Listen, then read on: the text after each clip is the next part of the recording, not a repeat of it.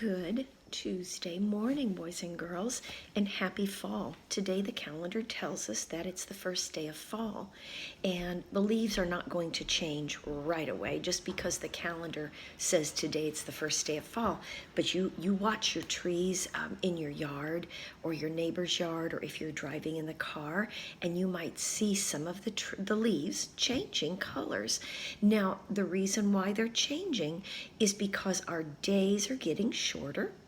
So, it gets darker earlier at night. You'll notice, don't get to stay out as late and play. The green leaves need lots and lots of long sunlight days, hours. And so when our days get shorter, they don't have those extra hours. And so then the real colors of the leaves start to show through. And that's where we get those beautiful colors. So we've got a book here about leaves. Let's read it. This is Melvin and Gilda Berger. They wrote it, and these have real pictures. So one of them took the pictures with their camera, I guess. Leaves turn different colors in autumn, and autumn is the grown-up word for fall. You see all those beautiful colors? Those are lots of different trees. Now we know that evergreen trees, those are like our Christmas trees, they do not change colors unless they're dying and then their needles turn brown and drop off, but they don't change. Leaves turn yellow. Shorter and cooler days make the leaves lose their green color, and then it shows what really the leaf color is underneath it when that green is gone. Leaves turn orange.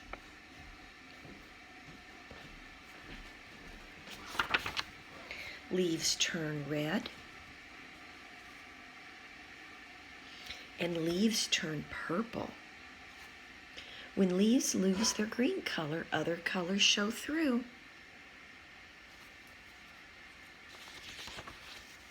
Days can be rainy and windy. That'd be a good day to fly a kite, wouldn't it? Rain and wind knock some of the leaves down from the trees.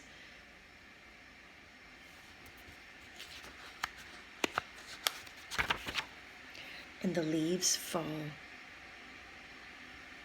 They cover the ground. Look, she's looking at one. I think they're really interesting to look at. They have veins, like we have veins where our blood flows through, and they have veins where the sugar or the chlorophyll goes through. Trees that lose their leaves in the fall are called deciduous. Some leaves are big. Look at that. That almost looks like a hand, doesn't it? And some leaves are small. Look how tiny each one of those leaves are. Trees that do not lose their leaves in the fall are called evergreens, and those are like our Christmas trees. Some leaves are smooth, and some leaves are jagged. Kind of looks like a saw, doesn't it? The edges of some leaves look like the blade of a saw. That's right, it does. Look at the different colors. See how the green is leaving, and some of the yellow and the orange and maybe a little red are coming through. Same thing here. It's losing its green. Leaves come in many colors, sizes, and shapes. Look at that. Isn't that neat? I like to call these helicopters. They have a seed right there, and when you throw them up, they come down like a helicopter blade.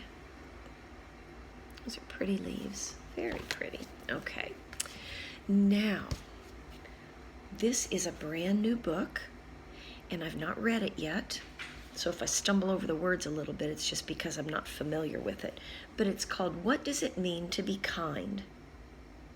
By Rana DiOrio, illustrated by Stephanie Jorish. So it took two people to make this book. One to write the words, that's the author, and the other one to maybe paint or color the pictures. I can't tell exactly yet how they made the pictures. Look at this cat. That's cute. Look at the shadow. It must be outside, and it must be a sunny day. What does it mean to be kind? Does it mean being a type or a category? No.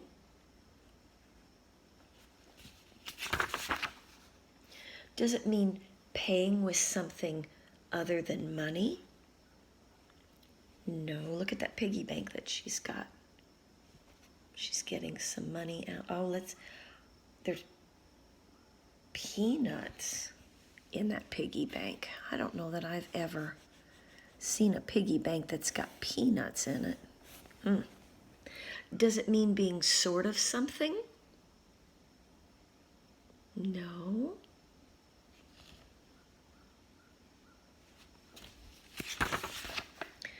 Being kind means smiling at the new student in class. That would make that new student feel better, wouldn't it? To look out and see his new friends smiling at him.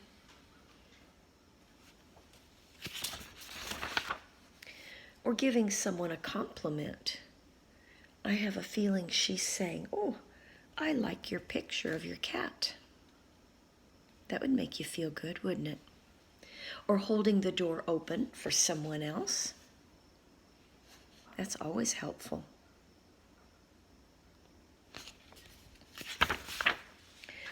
Or sticking up for someone who's being bullied. Oh yeah. If someone's being bullied, you say, "Hey, you need to stop that." And if they don't, then you go get the grown-up. Or seeing the best in people even when they're struggling to be their best. So if someone's having a bad day, you can say, "It's okay, it'll be better tomorrow." Or forgiving someone who has hurt you. That's a good one. Helping an injured or lost animal. It's got a bandage on its foot, doesn't it?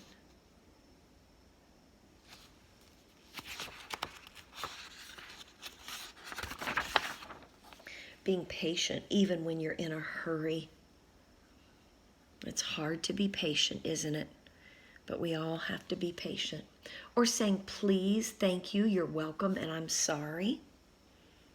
Those are good things to say in certain situations. These are all ways to show how to be kind. You could celebrate differences in others. It's good to be different. We wouldn't all want to look like Mrs. Schmidt, would we? That would be boring. We're all different. We're all made in God's image, but we all have our thoughts and our likes and our dislikes, and we can be okay with that. How about encouraging someone who needs support? Look, she's saying, "Come on, you can do it. Come on, we're almost there at the finish line." Encouraging someone, that's good. Or picking up trash that isn't yours. It's not good when someone litters, right? But it helps keep our nation beautiful when we keep it picked up. So it looks like they're out with a group and they're picking up trash. Allowing yourself to make and learn from your mistakes. So look at their trash bags. They are full. Oh.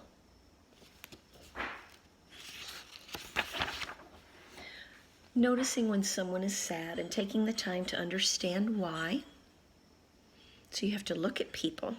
You have to look at their face and see how they might be feeling. And if they look like they're feeling sad, you could ask them, "What's wrong? Any way I can help?" Caring for those less fortunate than you are.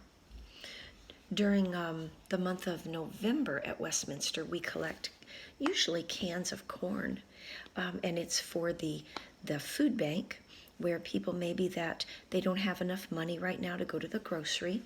They can go there and they can get some free food for their family. And so I always encourage everyone to bring a can in if you can, because we're so lucky. We all have everything we need. But there are some people around us maybe that they don't get a good meal in the evening. And so they can go to the food bank and they can get food to feed their family. And that's where our cans of corn go, to the food bank. Being kind means having the courage to treat others the way you would like to be treated. Just think to yourself before you say something unkind or do something to someone. Think, would I like them to do that to me or say that to me? And if the answer is no, then you shouldn't do it to them. So show your friends what it means to be kind and spread the word. If we can all be kind to each other and to ourselves, our world will be more loving, caring, and harmonious. That means we get along. And that's true. It all starts with us, boys and girls. We are the ones that we can treat people kindly and with respect, and then they will treat other people kindly and with respect, and it'll just go on and on and on, and it will just cover our whole world in harmony. In harmony. It starts with us. It doesn't start with those that run our nation. It doesn't start with people over the ocean. It starts with us in our home. Then it starts with us on the playground. Then it starts with us at school. It starts with us at the grocery store. So remember, to make this world a kind place, it's always going to start with us. All right? And do you remember who this guy was? Johnny Appleseed. This was a little toy that my boys used to play with. You remember what he wore on his head? Not a hat. It was a cooking pot, wasn't it? Isn't that funny?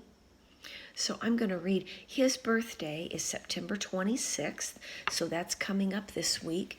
And he was such an important part of the United States that they decided we would just keep celebrating him on his birthday every year, even though he lived a long, long, long time ago. Okay, so this is called Johnny Appleseed. Mr. Schmidt bought some apples today. I usually cut them up and I dip them in peanut butter. That's going to be my lunch today. I love apples. Who was Johnny Appleseed? Was he just in stories? No. Johnny was a real person. His name was John Chapman. He planted apple trees, lots and lots of them. So people call him Johnny Appleseed. It's like a nickname that they named him. So this is when he was a boy. Johnny was young when our country was young. Back then, many people were moving west out towards California. There were no towns, no schools, not even many houses, and there were no apple trees, none at all. Now look, boys and girls, when you go on vacation or drive around, do you drive around in wagons? Does your family ride horses? No. But this was a long time ago, and look how the children dressed. We don't dress like that anymore, do we? But in this wagon was their furniture, their clothes, their food, their books, everything that they owned, they put in there. And then all of these wagons followed each other. They wanted to be safe, so they were in a big group, and they headed out west. No stores, no trees, no apple trees, it looks like, at least. Johnny was going west too. He wanted to plant apple trees. He wanted to make the West a nicer place to live. So Johnny got a big, big bag and he filled it with apple seeds. And then he set out. Johnny walked for days and weeks, on and on. Soon his clothes were rags and his feet were bare. He's been walking barefoot. And what kind of hat did he wear? A cooking pot. That way he didn't have to carry it. Looks like he's got a pet that he took with him. Snow came. Did Johnny stop? No. He made snowshoes and then he walked some more. There are those evergreen trees. They don't lose their green needles. They stay green all year round unless they're dying, and then their needles turn brown and the tree dies. Spring came and Johnny was out west now. He stopped by a river and he dug a hole, and inside he put an apple seed. And then he covered it up with dirt. So that's what he's doing right there. Someday an apple tree would stand here. Johnny set out again. He had lots more seeds to plant. So that was his job, his mission, to plant as many apple seeds as he could so that we would have orchards full of apples. Johnny walked by himself, but he was not alone. The other animals were his friends. He loved nature. You can tell that because he's outside, right? Most people were afraid of wild animals. They had guns to shoot them, but not Johnny. One day a big black bear saw Johnny go by. It did not hurt Johnny. Maybe the bear knew that Johnny was a friend. Okay, I would be scared. Yeah, I'd be running. Well, I don't think you're supposed to run when a bear sees you, though. I don't know. The Indians were Johnny's friends, too. They showed him how to find good food, berries and plants and roots. So he made friends with the animals and with the other people that were already there. They lived out west. That was their land. Where did Johnny sleep? Under the stars. Johnny liked to lay on his back and look up. The wind blew softly and owls hooted and the stars winked down at him. So I guess he didn't even have a tent. That would be hard during the winter or when it's raining. I don't know. Maybe he did. I hope he did. Many years passed. Now look at him. You can see that his hair is long and he's got a beard. He's getting older, isn't he? Johnny planted apple trees everywhere. People started to call him Johnny Appleseed. One day he came back to where he had planted the first seed. It was a big tree now, and a girl was swinging from it. So let's go back to that page where he planted. Okay, so look right here, boys and girls. Remember, that's where he planted it, covered it up and watered it. He probably put water in his cooking pot and watered the seed because we know that seeds need soil or dirt. They need water and they need sunshine. So that's where that tree, that seed is. And now look. He came back years and years and years later, and there was a full-grown apple tree. And these people decided to build their house next to it. First, there was water. There was water that they could use, maybe for washing their clothes or taking a bath or for drinking. And then they could get apples off the tree. And their daughter could swing from the tree, and it would give them shade, protection. So that apple tree has a lot of good things going for it, doesn't it? That night, now here's Johnny. That family in that house invited him in. That night, Johnny stayed with the girl's family. He told stories, and everybody liked Johnny. Stay with us, they said. Make a home here. But Johnny did not stay. I have work to do, he said. I am happy. The whole world is my home.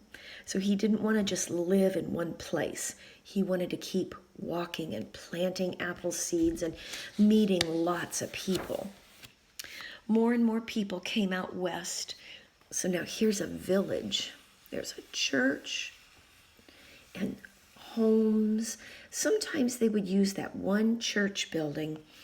They would use that also for their school or for the meeting place. Johnny planted more and more trees, and in the spring, the trees bloomed with white flowers. Those are those blossoms that happen in the spring. And in the fall, there were apples, red, round, ripe apples. So that's the same village and the same trees. After the blossoms drop off, and the bees love these blossoms. When the blossoms drop off, you'll have the little start of leaves and of the apples. And then they keep growing through the summer. Then when it's fall, it's time to pick them. People make apple pies and apple butter for their bread and apple cider to drink.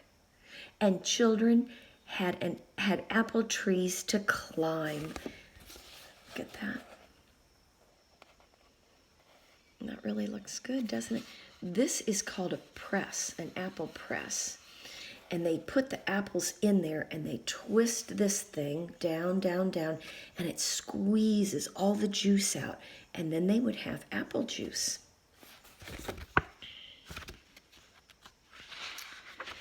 It was all thanks to Johnny Appleseed.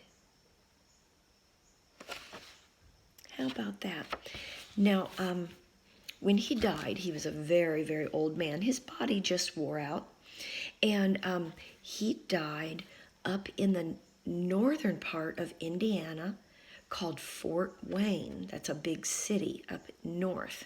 And when I was up there once, I was able to go find Johnny Chapman or Johnny Appleseed. I was able to find where he was buried.